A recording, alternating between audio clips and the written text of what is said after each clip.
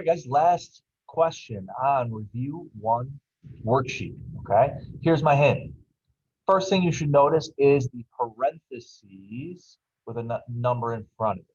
So that tells me that I'm going to need to use the distributive property first to simplify this right-hand side of the equation. Once you've done that, you'll notice that your next line is going to have an equation with variables on both sides. So now you are thinking about your strategies that you used in the previous problem to get rid of one of the variable terms so that you only have variables on one side of the equal sign. Once you've done those two steps, then you should get an equation that is a two-step equation, which means there's only two more steps to solve it. So go ahead and try that on your own, pause the video, and when you're ready, come back and take a look at my solution in this video. Okay, so like I said, the first thing we're going to do is this distributive property. I'm taking this 5 and I'm multiplying it to the two things that are on the inside of the parentheses. I'm not doing anything with this left-hand side to start, so I'm just going to bring it down.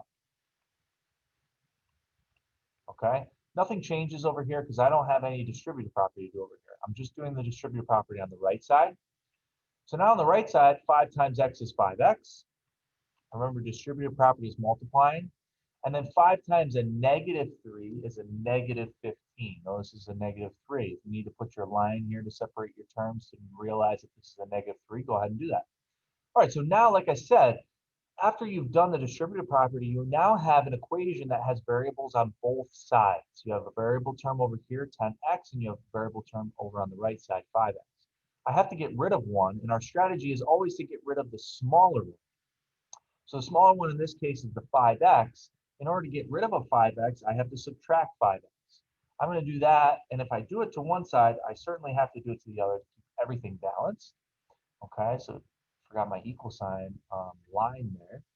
Okay, so 5x, take away 5x is 0, which is what I wanted. I wanted to isolate it so that there was no x's out over on here anymore.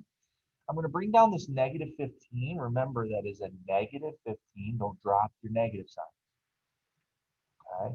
Next, this negative 10 here, I'm not doing anything with, so that's just going to come down.